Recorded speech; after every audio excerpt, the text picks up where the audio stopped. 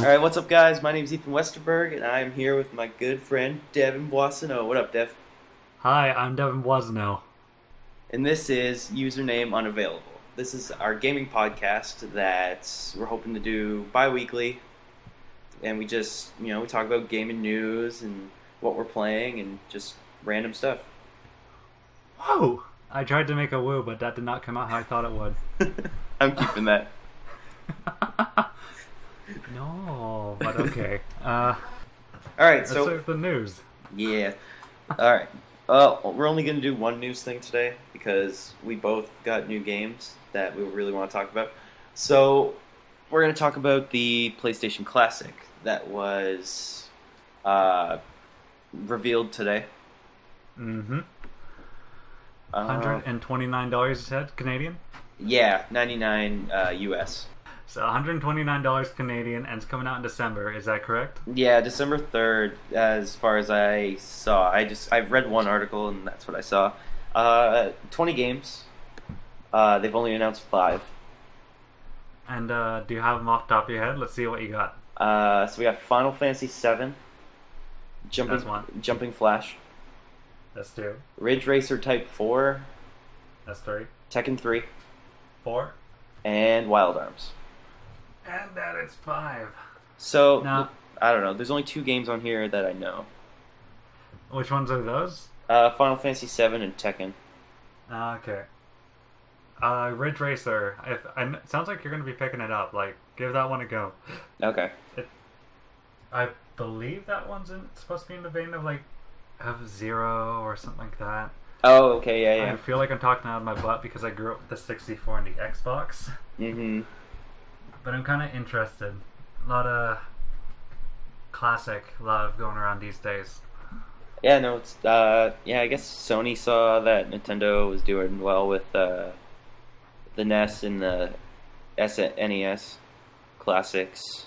So the thing I saw was people were complaining that there's only 20 games on here, where like the NES and the SNES they have like 80 something.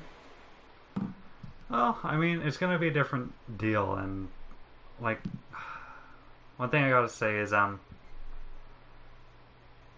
don't know, like, I get how some people are going to be upset. This is going to be, well, the same price, maybe a bit more. And Yeah, it's about the same price, I think.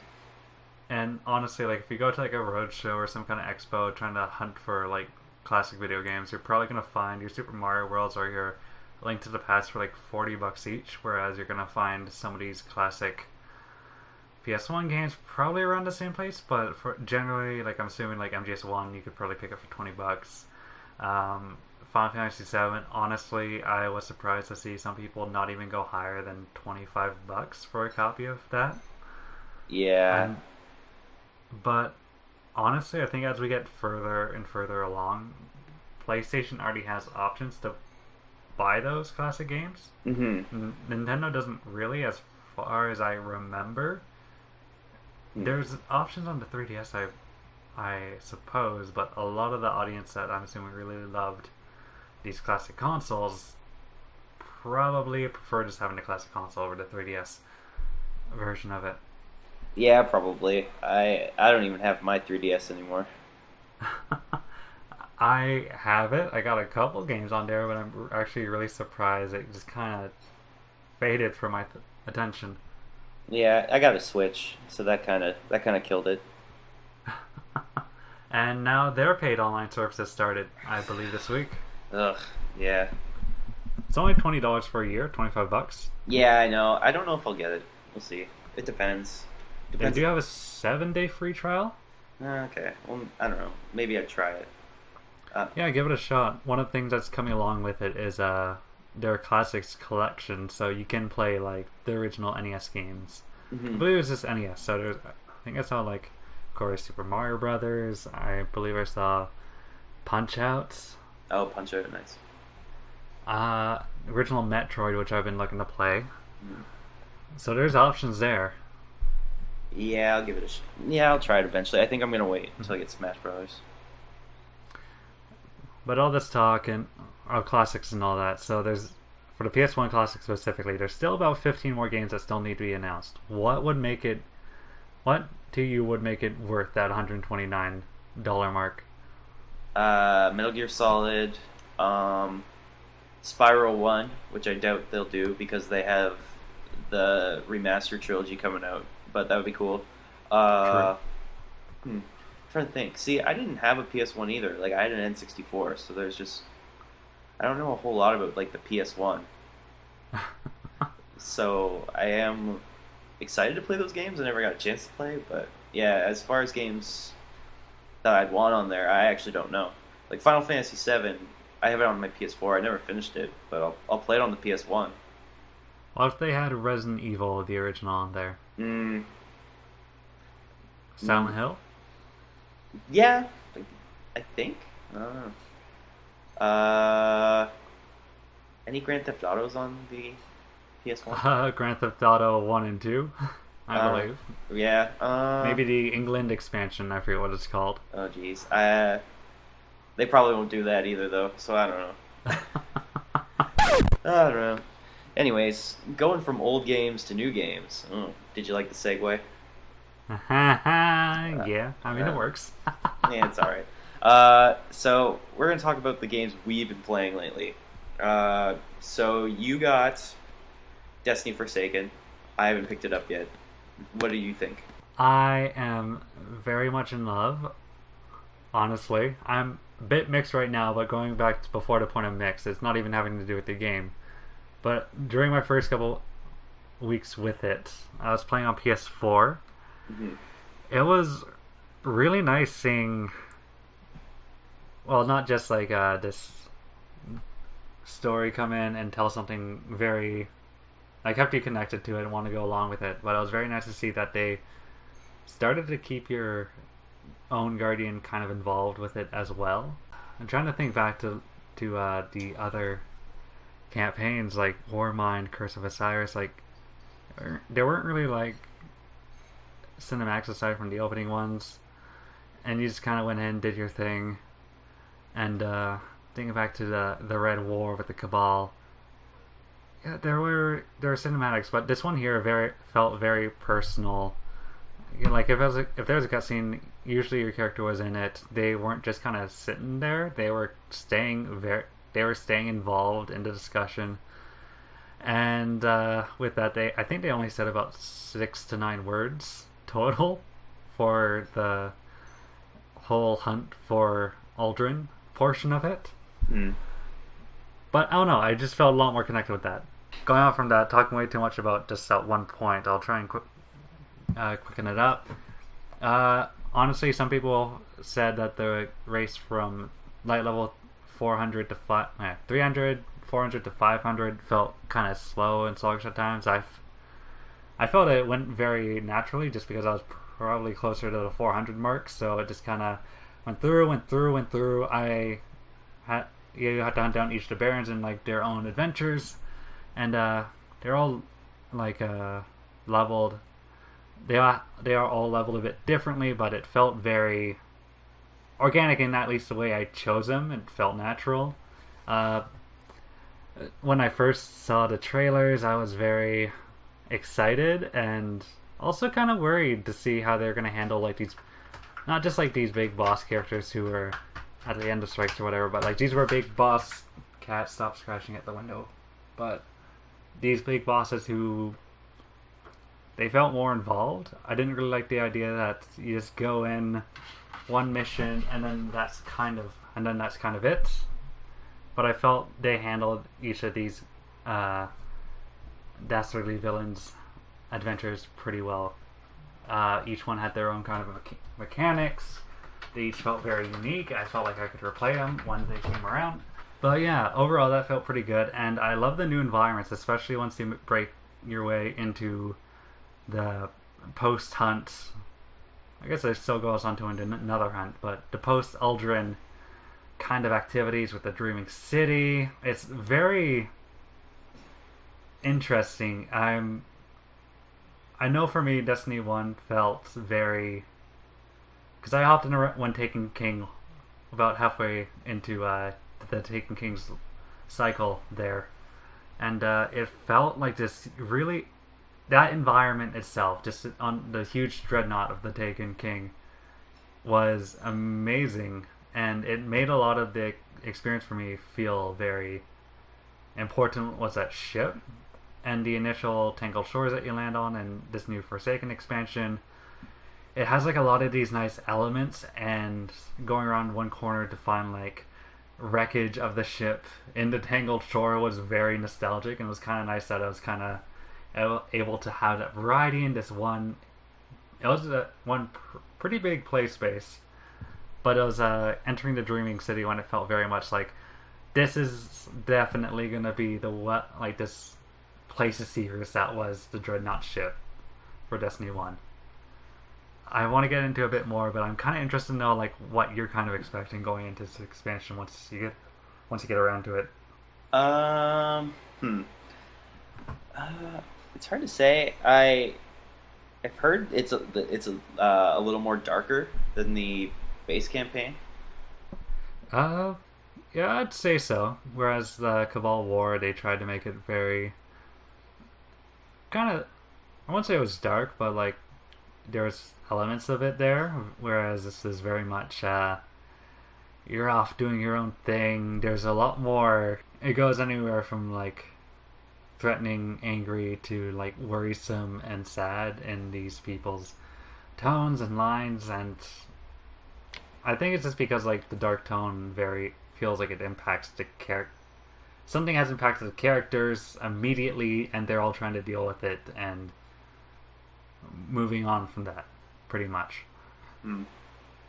So Um, it definitely feels very present. yeah. I'm one of those people that plays Destiny not really for the story. Hmm. Like I do pay attention, but not I'm not like transfixed on it. Like I play it because it's probably the best first person shooter on the market, honestly. Okay.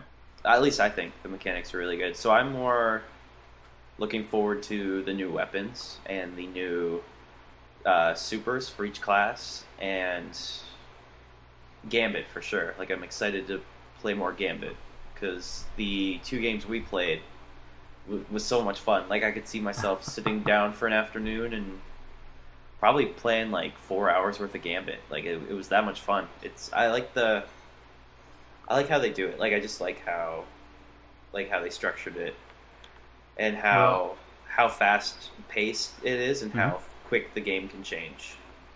I got a couple good tidbits of news for you then.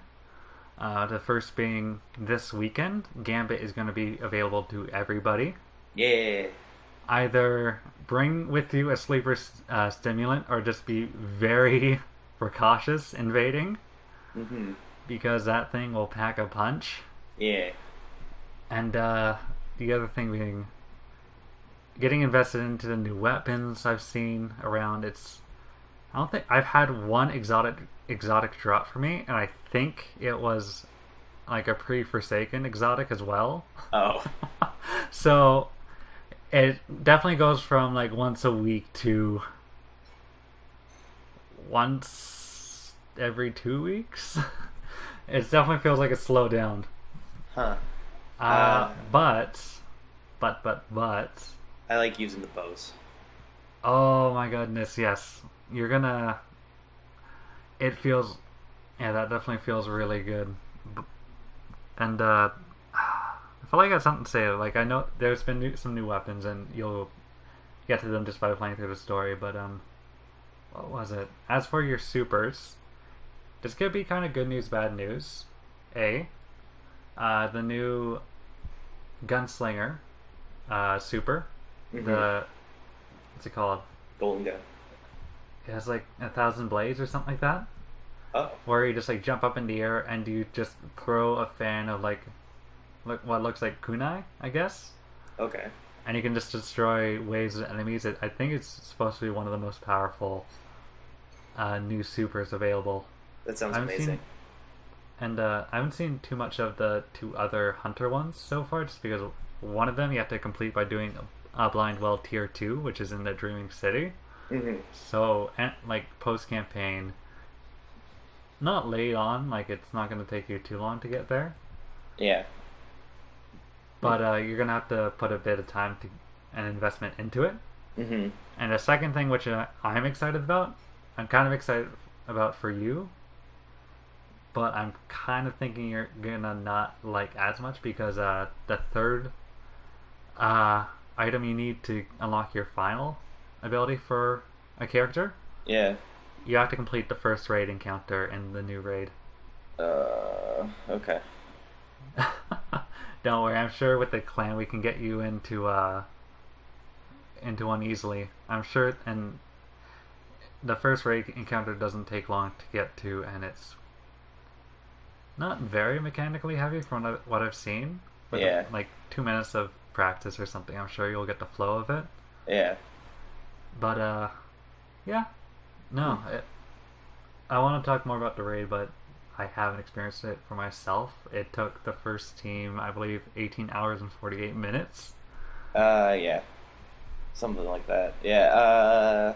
Seems close. Yeah, I saw 19 hours, but your time's probably more correct. Hmm. Huh. So on a scale of ET to uh, Ocarina of Time, like how good? ET How to good? Ocarina of Time. Yeah. I would put it along the lines of like, oh geez, now I'm trying to think of a comparison.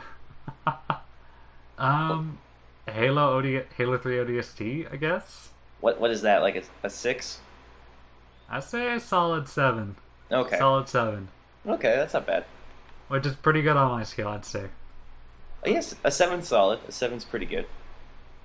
Okay. Cool, man. Like, if you were kind of on the fence of getting Destiny 2 before, probably not gonna sway you, I'd say, unless you were a fan of the Taken King. This might be kind of what you're looking for to get back into it. Okay. I will say the new infusion system. Hate it. I know you hate it. It feels like the old system, except a lot more costly. I hate it because you can't get so you can buy, apparently you can buy masterwork cores in Forsaken. Yeah. You can't if you don't have the expansion, so it's impossible to get masterwork cores. Oh my god, and not only that, like you have to buy them from the Spider, the new NPC from the Tangled Shore, Yeah. and at a conversion rate, I believe is 10 legendary shards for one masterwork core. Oh, okay. But every subsequent one you get, Uh-huh. it doubles the price. Oh my god. That's stupid.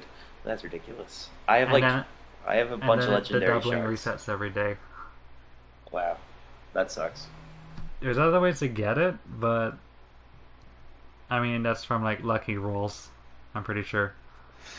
Jesus. Alright, well, not looking forward to that.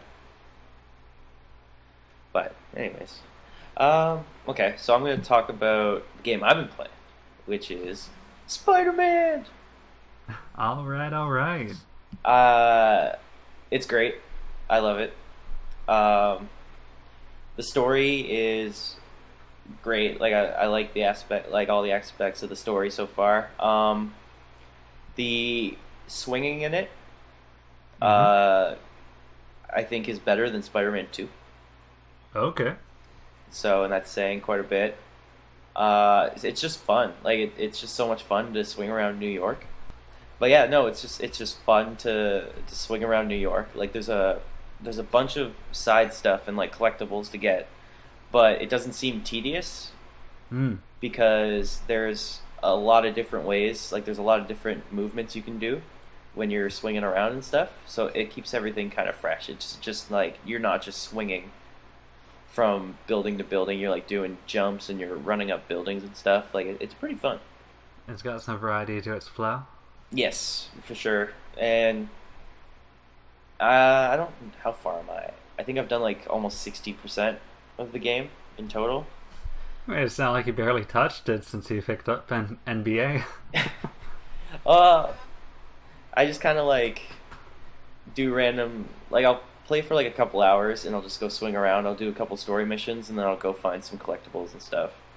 But it's fun. There's so much variety. Like I can't remember. There's like 20 different suits you can wear, and they all have unique abilities that you can unlock.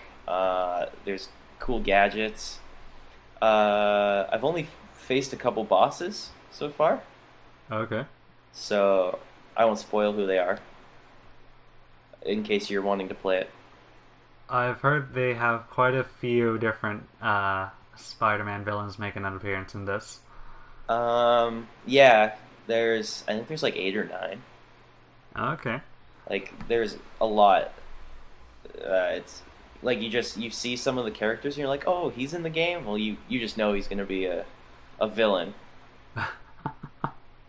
So no, it's good. I like it. Yeah, no, the mechanics for swinging are really nice. The fighting mechanics are nice too. It's kind of similar to like the Arkham, like Batman Arkham series and like the Middle Earth games. Okay. Like just the fighting style wise, where you just kind of mash square and you have to dodge at the right time and stuff like that, and you unlock combos and stuff like that.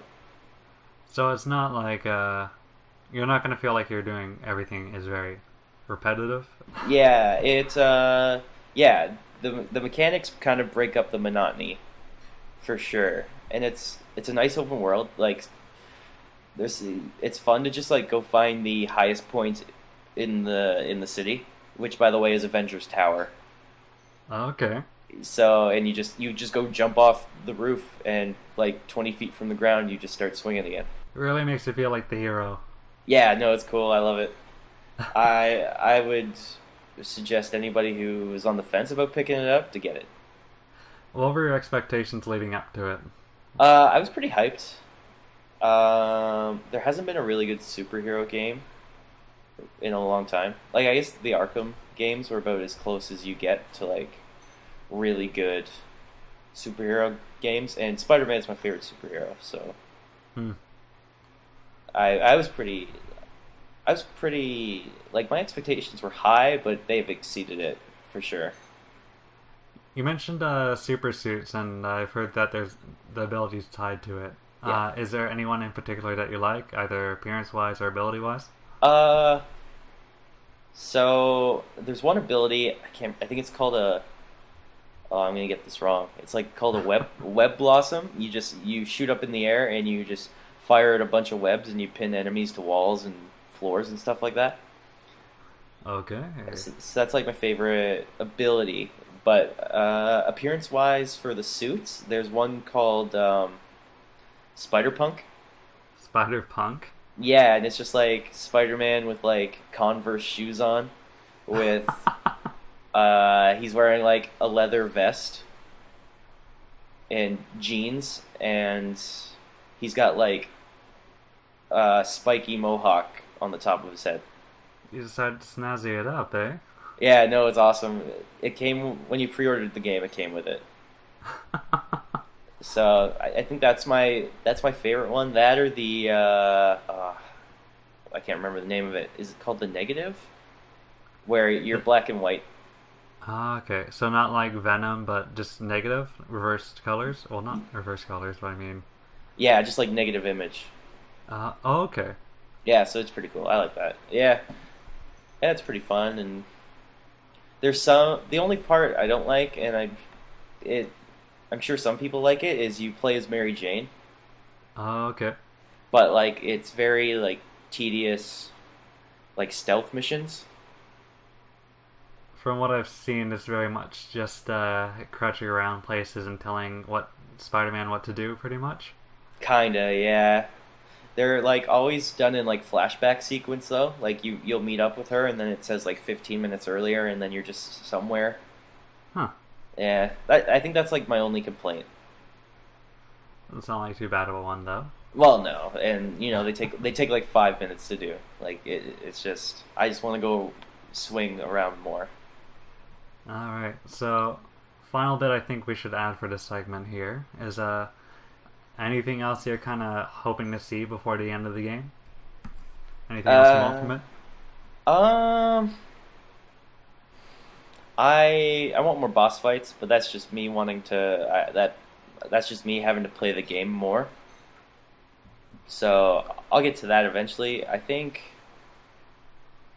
there's some villains I want to see. Like I want to see the Green Goblin. I don't know if he's in this game, but I hope so because I'd also like to see Venom, but I'm pretty sure Venom's not in this at all.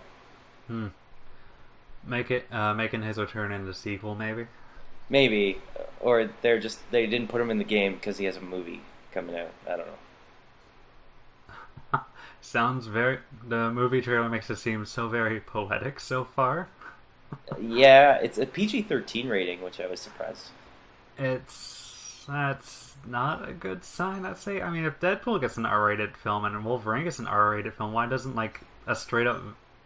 I mean, I guess he's not like a straight up villain from what I know. I guess he's more of an anti-hero. I'm not sure. Don't count on that from me. Eddie Brock is not a villain. Venom is like every sense of the word a villain.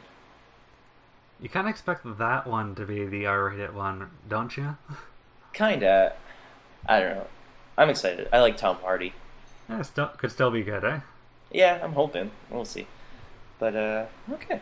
All right. So now we're gonna move on to our last segment, which we're hoping to do every week. It's top five.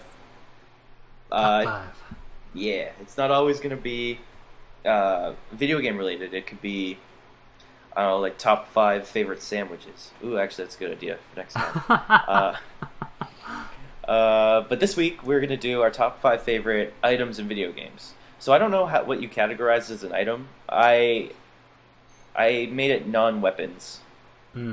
I kind of started overthinking it initially, but I pretty much just thought of like, if my mind's going to like one of those useless trinkets you can choose at the beginning of Dark Souls, if anything's on the level of that's obviously could count as an item. And yeah, if anything could count as like a weapon, like a throwing knife in Destiny, and like that's probably a bit.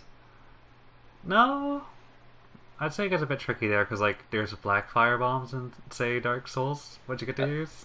Okay. Those are pretty nice. Hey man. Anyways, it's a bit subjective.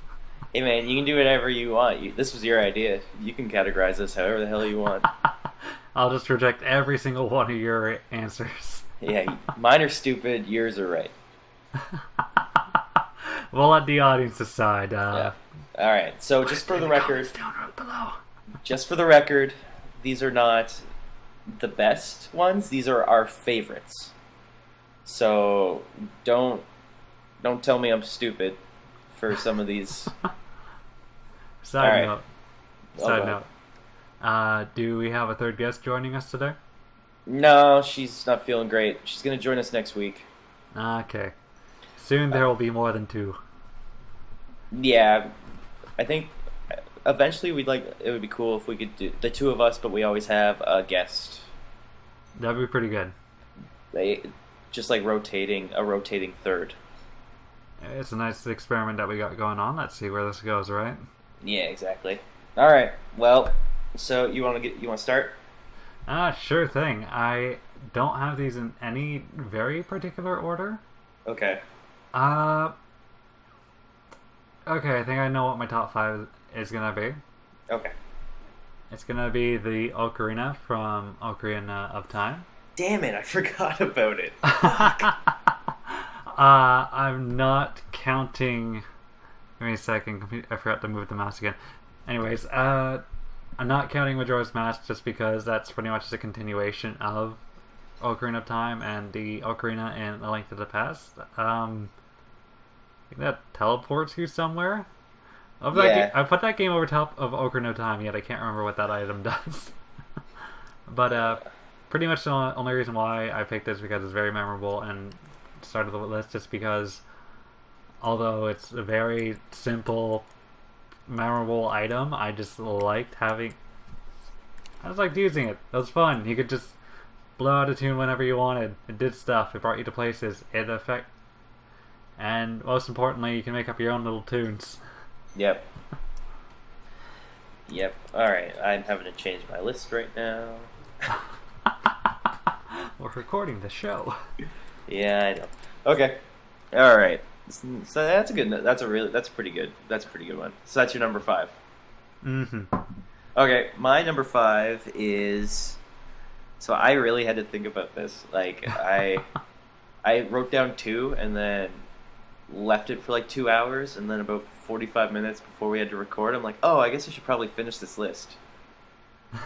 So, all right. So my number five is I had to pick one item, but really I could have picked all of them. So I picked the golden axe from Stardew Valley.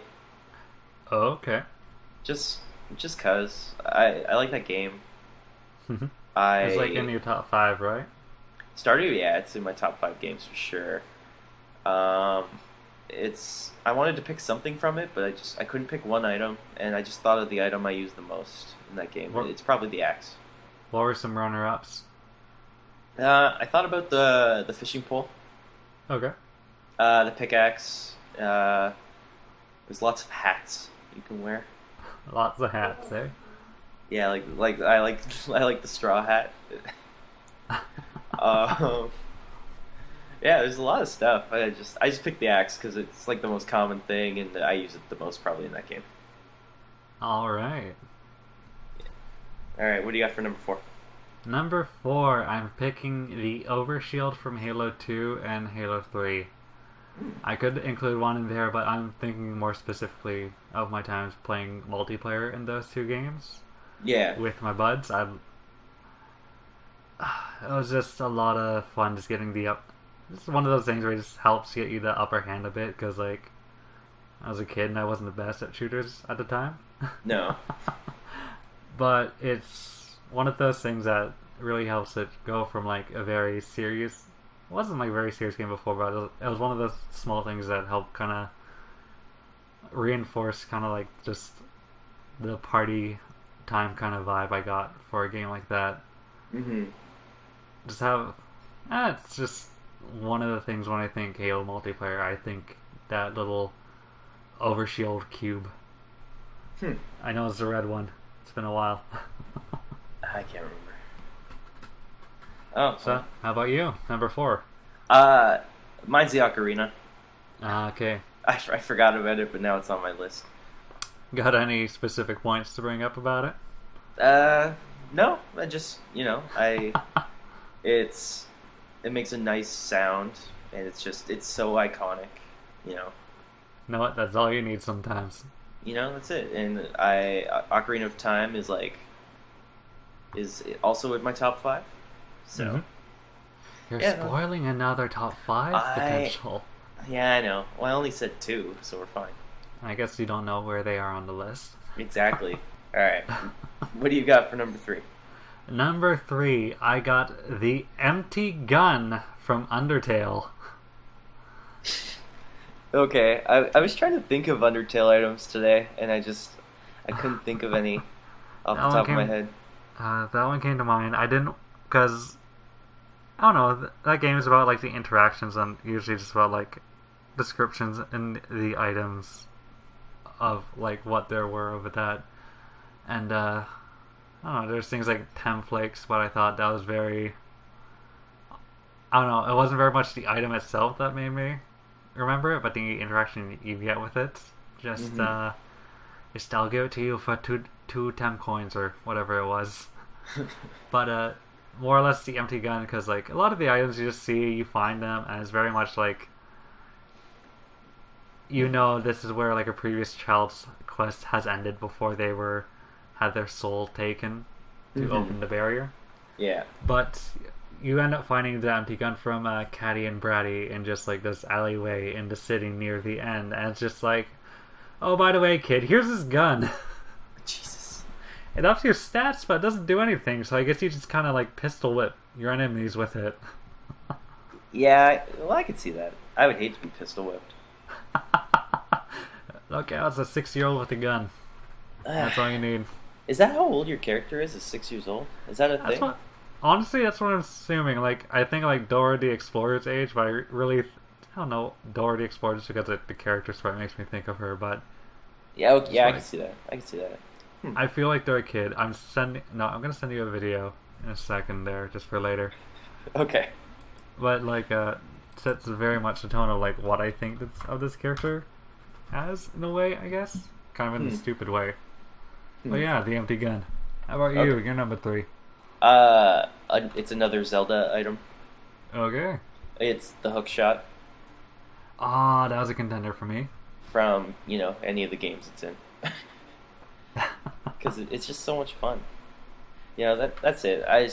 That's basically like my criteria for this list was like, was it fun to use? Hmm. Is it iconic? Like, is it something I take away from that game? And if so, it goes on the list. So that's it. No long explanation. That's just it. All right. So my number two then is. This is a tough choice to choose between the two. I'll save the fun one for number one. Number two is going to be the Ultra Ball for Pokemon because I sank a lot of time into that series as a kid. Oh man, why And I'm not. our lists are so the same? I'm not choosing the Master Ball because that was the easy way out. Oh man. You want that Mewtwo? You chuck freaking Ultra Balls at it. Know what? Heck, throw a Great Ball at it. Nah, fuck that. I used a Master Ball. I mean, in Gold Silver, save it for Raikou or something. I think I always used it on Suicune Mm. when I played Crystal, just because I'm like, I just want to catch this and move on. But, yeah, I guess I could choose, like, Pokeball, Ultra Ball, or, like, I don't know, like the Aqua Ball or the Net Ball or whatever, all the other ones. But the Ultra Ball just because. More so, especially when they start adding graphics for the items. I Mm-hmm. think like Ruby and Sapphire. Just Yeah. because, just because it was nice seeing that progression from like the iconic Pokeball.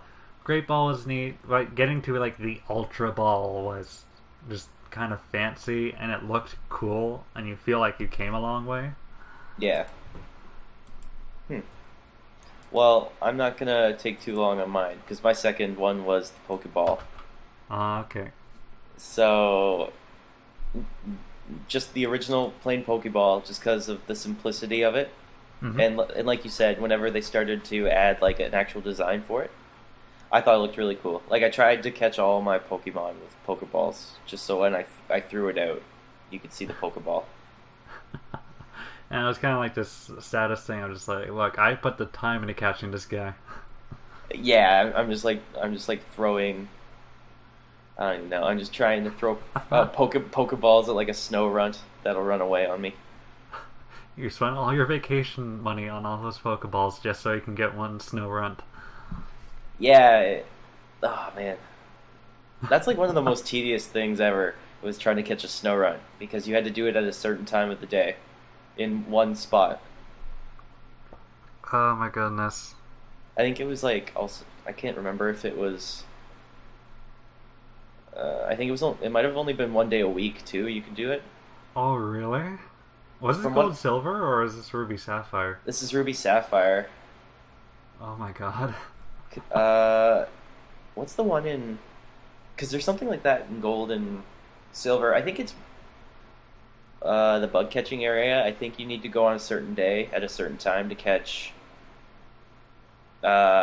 Scyther. I think it was region. I think it was game specific, but was there also like a time restriction on it? I don't know. I don't know that I'll have to actually. look that up. Yeah, but oh frig. Anyways, yeah. So yeah, Pokeballs number two. Okay, my number one, and now I'm thinking about kind of along the same lines. Actually, I'll kind of group it all together, but I'll pick two specifically. I couldn't decide on one. The Blue Shell and Bullet Bill from Mario Kart. God damn it! Why? Blue Shell Ugh. because screw the guy in lead, and Bullet Bill because some days I just don't want to put effort in, and I want to screw everybody else over. Man, why, But why are we? along, but Why are we along this? with the Why are we the same people? ah my goodness, we play too many of the same games. I guess so, because my number one is the item box. Just The item box in in general. Mario. Yeah, in Mario Kart. Yeah. So, yeah, not much explanation. I'm just gonna let you explain this. Nah, go right ahead. Let's hear from you. Come on, give it a Oh. go. Well, I think the game I've played the most is definitely Mario Kart Hmm. in some iteration or the other, and just all the items in the item box are fun except for coins. Coins are fucking useless. But yeah, all of them can do fun stuff. But I picked the item box specifically because it's not a weapon itself, and that's the criteria also I went by was no weapons. But that's okay. Okay. So yeah, that's my list. And there we go. All right. Well, that was good. Good episode. First episode. Well, kind of first episode. We recorded one like 3 weeks ago now, but we didn't have any artwork or anywhere to put it. I am very much trying to deal with putting effort on my off time. This new job has been interesting. Yeah. So, anyways, we're gonna try to do this bi-weekly. Hopefully, record on the Wednesday, have it up by the Friday. So this will be out the 21st, September 21st. I'm gonna try get it up before. If it's But yeah. not up by then, it will be because we're not letting it go this time. And more specifically, I won't be letting it go this time. No, because we're not recording a first episode for a third time. Maybe we'll release the first attempt as like a number 0 episode or something. Yeah, I've got it still, so we're good. We're good. Okay. All right. Well, thank you so much for listening. Whoever's gonna listen to this, I don't know. We love you already, by the way. Yep, every single one of you. Personally, I'm looking you all the listeners in the eye right now, and I'm saying, you're special. You matter to us. Thank you. Thank you. Damn, nice. That was good. So, anyways, you can reach me at on Twitter at EthanWest03. I think I can never remember my Twitter handle. Where can people find you, Dev? You can find me on Twitter at B_Dervich, DERVICH, and I gotta clean that place up. Yeah. So, anyways, don't worry, nothing graphic. All right, no nudes. No nudes. All right. Okay, so until next time, peace out. Peace.